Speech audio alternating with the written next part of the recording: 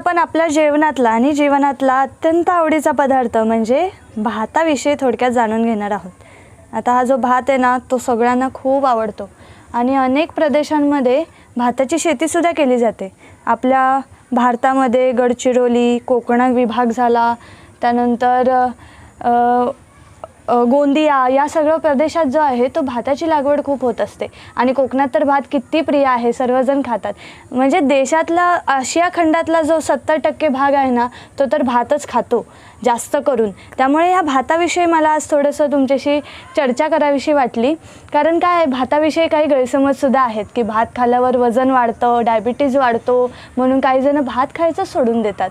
तर आता इतका आवडीचा पदार्थ आहे आपल्या आणि कसा सोडायचा तो असा काही जणांना प्रश्न असतो। तर भात खाल्ल्यावर खरोखरच वजन वाढतं का याविषयी सुद्धा आपण थोडक्यात जाणून घेतलं पाहिजे। भाताच्या हजारो प्रकार आहेत, कितीतरी पदार्थांमध्ये भात वापरला जातो। आपण खिचडी भात खाल्लेला आहे, बिर्याणी राईस आहे, त्यानंतर सांबर, सार, दही, कढी, त्यानंतर भाताचा नारळी भात आहे, भाताची खीर बनवली जाते। किती किती पदार्थ खाऊन आपल्याला या चवी ज्या आहेत त्या सगळ्या किती आवडतात। तर हा जो भात आहे याचा नेमका कुठला प्रकार जो आहे तो जास्त प्रमाणात आपल्याला उपयोगाचा ठरतो आपल्या जीवनामध्ये, आपल्या आहारामध्ये, हे लक्षात घेतलं पाहिजे। आता भाताचे मी विविध प्रकार आहेत हे सांगितलं, पण त्याच्यातले जास्त करून आपल्याला कुठले माहिती आहेत तर काळसर भात आहे, लाल भात आहे, तपकिरी भात आहे आणि आपण जो खातो तो पांढरा भात आहे। प्रत्येक विभागानुसार त्या संस्कृतीनुसार त्या वातावरणानुसार तिथे भात खाल्ला जातो। आता हिमाचल आणि मणिपूर प्रदेशामध्ये काळसर भात जास्त खाल्ला जातो, आपल्या महाराष्ट्रात पांढरा भात खाल्ला जातो। म्हणजे भात हा सगळ्यांच्या आवडीचा पदार्थ आहे। आता हा पांढरा भात जो आहे ना तो पॉलिश केलेला असतो आणि याचे विविध प्रकार असतात, म्हणजे कसे लहान दाणे असतात, लांब दाणे असतात, मीडियम दाणे असतात, मध्यम प्रतीचे दाणे असतात। आता हा जो भात मी खाते तो मीडियम दाण्यांचा आहे, बघा तुम्ही बघू शकता। तर हे जे प्रकार आहेत त्याचा उपयोग आपल्या शरीराला कसा होत असतो तर लाल, तांबडा, काळा हा जो भात आहे ना त्याचा फायदा आपल्या शरीराला जास्त होतो, कारण त्याच्यामध्ये पोषक घटक जास्त असतात। भाताच्या वरची कोंड्याची थर असं म्हणतात, तो जो थर असतो ना त्याच्यामध्ये पोषक घटक जास्त असतात आणि ते खाल्ल्यामुळे आपल्या शरीराला उपयोग होतो। पण पांढरा भात जो आहे ना तो पॉलिश केलेला असतो, त्यामुळे त्याच्यातले जे पोषक घटक असतात ते निघून गेलेले असतात। मग आता लाल, तपकिरी, काळा भात आपल्याला जर जमत असेल तर तुम्ही नक्की आहारामध्ये आणू शकता, पण याचा अर्थ असा नाही की पांढरा भात जो आहे तो काय वाईट आहे किंवा त्याच्यामुळे आपल्याला काही त्रास होणार आहे, त्याच्यामुळे आपलं वजन वाढणार आहे। तर हे गैरसमज आज मी तुमचे दूर करणार आहे, कारण भात किती जणांना आवडतो। ज्यांना लाल किंवा तांबडा भात आहारामध्ये आणता येत नसेल किंवा जमत नसेल, रेग्युलर खायला जमत नसेल, तर मग त्यांनी भातच खायचा नाही का? तर असं काही नाही, मी सुद्धा पांढरा भात खाते, पण त्याच्यासोबत आपण काय खातोय ना ते जास्त महत्त्वाचं ठरतं। कारण या भातांमध्ये कसं आहे, याची जी थर आहे, जो कोंड्याची थर आहे त्याच्यामध्ये पोषक घटक आहेत, पण आपण पांढऱ्या भातासोबत जे काही खातो आहे ते जर पोषक घटकांनी पूर्ण भरलेलं असेल, युक्त असेल, तर मग आपल्याला पांढरा भात जो आहे तो सुद्धा काही घातक ठरणार नाही, तुमचं वजन वाढणार नाही आणि जर तो तुम्ही प्रमाणात खाल्ला तर अतिशय उत्तम ठरेल। तर भातासोबत आपण कढी, डाळ किंवा पातळ पालेभाज्याची आमटी, सार किंवा सांबर असे विविध प्रकार खाऊ शकतो, ज्यामुळे आपल्याला त्याच्यातले जे पोषक घटक आहेत ते मिळतील। आता तांबडा भात आणि लाल भात जो आहे ना त्याच्यामध्ये फॉस्फरस 50% आहे, मॅंगनीज 50% आहे, आयर्न 60% आहे, म्हणजे अतिशय उपयोगी असे हे भात आहेत। तर तुम्हाला आहारात इन्क्लूड करता येत असेल तर नक्की करा आणि त्याचा आनंद तुम्ही घेऊ शकता। पण जे कोणी पांढरा भात खातात तर त्यांच्यासाठी मी सांगते की भात जो आहे तो प्रमाणात खा, म्हणजे तुमचं वजन वाढणार नाही। त्याच्यासोबत जे घेणार आहात ते पोषणयुक्त असेल असंच अन्न घ्या। तर हे संपूर्ण अन्न जेव्हा आपण घेतो तेव्हा आपल्या शरीराला त्याचा फायदा होतच असतो, हे तुम्ही लक्षात घ्या। त्याचबरोबर पांढरा भात जो आहे त्यामध्ये ग्लायसेमिक इंडेक्स जास्त आहे असं बऱ्याच जणांना माहीत असतं, त्यामुळे डायबिटीज पेशंटसाठी तो अतिशय घातक ठरतो असं म्हटलं जातं। तर याच्या मागचं कारण काय आहे? ग्लायसेमिक इंडेक्स म्हणजे काय तर आपल्या रक्तातली जी साखर आहे ना ती पांढऱ्या भातामुळे वाढते, कारण त्याच्यामध्ये ग्लायसेमिक इंडेक्स जास्त आहे। पण जेव्हा आता मी तुम्हाला आत्ताच सांगितलं की त्याच्यासोबत तुम्ही जे काही पदार्थ खात आहात ते जे पदार्थ आहेत त्यामुळे तुमचा ग्लायसेमिक इंडेक्स हा नियंत्रणात येतो, मग काय होणार तुमची रक्तातली साखर वाढणार नाही, म्हणजे तुम्ही भात खाऊ शकता. पण भाताचं जे प्रमाण आहे ना ते आटोक्यात घ्या. काही जण पूर्ण थर करतात, तो असा भाताचा डोंगर करतात आणि मध्ये असा खड्डा करून त्याच्यात डाळ टाकतात आणि थोडा थोडा भात खातात. तर इतका भात खायची गरज नाही आहे. आपल्या पोटाला किती लागतं अन्न? पोटाचे 4 भाग करायचे, 2 भाग अन्नाने भरायचे, 1 भाग पाण्याने भरायचा आणि 1 भाग हवेसाठी रिकामा सोडून द्यायचा. म्हणजे काय होणार की तुमचं पोट जे आहे ते हलकंसुद्धा राहील, पचनाला जरा जागा राहील आणि पचन करायला आतड्यांना दाब येणार नाही, त्यांच्यावरती इतका आघात होणार नाही आणि पचन चांगलं होईल. म्हणजे काय की तुम्हाला वजन वाढीचा त्रास होणार नाही, ॲसिडिटीचा त्रास होणार नाही, गॅसेसचा त्रास होणार नाही. हे सगळे त्रास नाही झाले आणि अपान वायूचं म्हणजे पोटातल्या भागातल्या वायूचं कार्य सुरळीत चालू राहिलं तर मग आपल्याला काहीही वजन वाढीचा या सगळ्या आजारांचा काहीच त्रास होणार नाही. डायबिटीससुद्धा तुमचा नियंत्रणात राहील.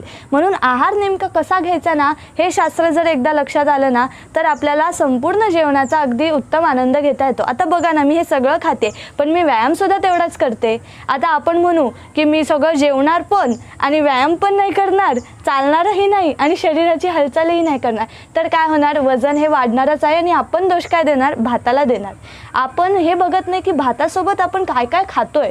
कारण काही जण आहेत ना, त्यांना ग्रेव्हीच्या भाज्या, मसालेदार, चमचमीत खायला खूप आवडतं आणि असं जेव्हा आपण खातो की नाही तेव्हा ते पण काही कुठेतरी रिझन असतं आपल्या वजन वाढीचं. तर ते आपण लक्षात घेतलं पाहिजे आणि त्यामुळे आपण वजन जर आटोक्यात आणायचं असेल तर हे पदार्थ अवॉइड करून आपल्याला अतिशय उपयोगाचे ठरतील असे पदार्थ पांढऱ्या भातासोबत खाल्ले तरीसुद्धा पांढरा भात काही तुम्हाला त्रासदायक ठरणार नाही, याची निश्चिती मी तुम्हाला देते. कारण मी सुद्धा हे खाते आणि त्यामुळे मी हे तुम्हाला सांगू शकते. त्याचबरोबर आता मी तुम्हाला ग्लायसेमिक इंडेक्सचं सांगितलं आणि अजून एक गैरसमज असा आहे की भात जेव्हा आपण शिजवतो तेव्हा त्याच्यावरती येणारा जो पाण्याचा थर आहे, ज्याला स्टार्च म्हणजे मराठीत खळ असं म्हणतात, तर तो काही जण काढून टाकतात का? तर त्यामुळे वजन वाढतं. तर असं सुद्धा काही नाही आहे. त्याच्यामध्ये गुड बॅक्टेरियाज असतात ज्यामुळे आपली गुड गट बॅक्टेरियाची हेल्थ आहे ती चांगली होते. आपण अनहेल्दी फूड जेव्हा खातो ना तेव्हा हे जे गुड बॅक्टेरियाज आहेत ते कमी होतात. ते पुन्हा निर्माण करण्यासाठी हा जो स्टार्च आहे ना तो महत्त्वाचा ठरतो. आणि जेव्हा तुम्ही भात शिजवायला घेता त्याच्या आधी जेव्हा धुता ना तर तो खूप धुवू नका, कारण त्याच्यामधले वॉटर सॉल्युबल्स असतात, मिनरल्स असतात, तर ते सुद्धा कमी होतात. तर तसं करू नका.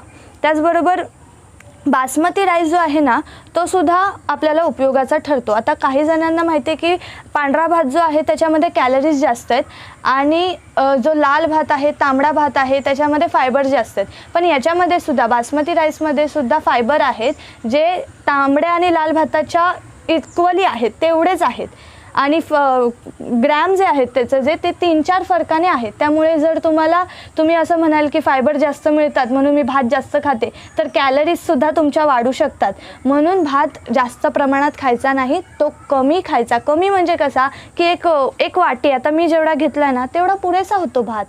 एवढा जरी तुम्ही खाल्ला तरीसुद्धा तुमचं पोट भरेल. अजून एक महत्त्वाचं म्हणजे जेव्हा तुम्ही भात खाता तेव्हा वेळ एक लक्षात घ्या कधी खायचा असतो भात. सकाळी नाश्त्याला जेव्हा चांगली भूक लागलेली असते तेव्हा तुम्ही भात खाऊ शकता. मसाले भात, खिचडी भात आपण खातो की नाही नाश्त्याला. त्याच्यानंतर दुपारच्या जेवणात सॅलड खा आणि त्याच्यानंतर भात खा. म्हणजे दुपारच्या जेवणात सुद्धा तुम्ही जेवण पूर्ण करू शकता. पण संध्याकाळी जे आहे ना ते 7:30च्या आधी एकतर जेवण करा आणि दुसरी महत्त्वाची गोष्ट म्हणजे एकतर चपाती खा किंवा भात खा. सगळंच जेवण संध्याकाळी कराल तर किती आतड्यांना त्रास होईल. त्या म्हणजे अगदीच ते मंदावलेले असतात, झोपेला आलेले असतात. त्या शरीराला रेस्ट हवी असते आणि ती रेस्ट आपण त्यांना न देता कामाला लावतो.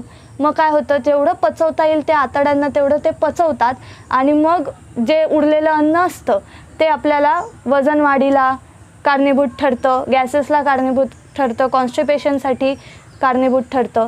तर अशा पद्धतीने आपल्याला त्रास होऊ नये म्हणून रात्रीचं जेवण आटोक्यात आणा, लवकर जेवा, एकतर भात खा किंवा चपाती खा.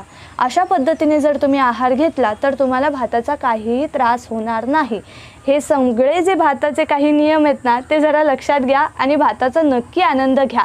आणि हा जो भात आहे ना तो आपण पिढ्यानपिढ्या खात आलेलो आहोत. आपल्याला याची चव माहिती आहे, याचे विविध पदार्थ माहिती आहेत आणि त्यामुळे आपली उपजीविका आहे हा भात. म्हणजे एका वेळेस जरी भात खाल्ला तरी माणूस कसा तरतरीत राहतो, पण तेवढा व्यायामसुद्धा करणं महत्त्वाचं आहे हे सुद्धा लक्षात घेतलं पाहिजे. आणि कितीही माणसाने चवी काढल्या, कितीही लाईफस्टाईल बदलली, अनेक पदार्थ जरी खाल्ले तरी त्या सगळ्या पदार्थांना पुरता उरणारा असा भात आहे. त्यामुळे नक्की तुम्ही पांढरा भात खाऊ शकता, पण कसा खायचा आहे ते मी आत्ता तुम्हाला सांगितले. 3 गोष्टी महत्त्वाच्या आहेत त्या लक्षात घ्या. भात खाताना तो प्रमाणात खा. त्याच्यासोबत जे अन्न खाल म्हणजे भातासोबत कढी, सांबर, सार जे काही घ्याल ते प्रोटीनयुक्त, फायबरयुक्त सगळे प्रथिने त्याच्यामध्ये असले पाहिजेत याची दक्षता घ्या आणि भात खा. आणि तिसरं महत्त्वाचं म्हणजे भाताच्या वरचा स्टार्च जो आहे तो काढू नका आणि पोटात थोडीशी भूक राहील इतकंच अन्न घ्या. आणि दररोज व्यायाम, योगासने आणि प्राणायाम करा म्हणजे तुम्हाला काहीही त्रास होणार नाही याची गॅरंटी मी तुम्हाला देते. आता मी भात खायला घेते. आणि अजून एक, तुम्ही जेव्हा माझ्याकडे याल ना जेवायला तेव्हा मी तुम्हाला असंच पूर्ण अन्न खायला देईन. असं काही नाही की मी तुम्हाला फक्त फळफळावर देईन. आता मी याचा आनंद घेते. तुम्ही सुद्धा हे नियम पाळा आणि भाताचा आनंद घ्या. आपल्या जीवनाचा खूप खूप आनंद लुटा. चला आता मी सुरू करते जेवणाला. वा, हे बटाट्याची भाजी आहे आणि ही भाजी, ही डाळ, हे बघा हे लोणचं आहे ना हे घरात बनवलेलं आहे. चपाती अगदीशय मऊ आहे आणि हे सगळं जेवण सुहासिनी आईंनी केलेलं आहे. म्हणजे आपण सुहासिनी योग आणि त्यांनी हे सगळं जेवण मला आज दिलेलं आहे. मी त्याचा आनंद घेते आज.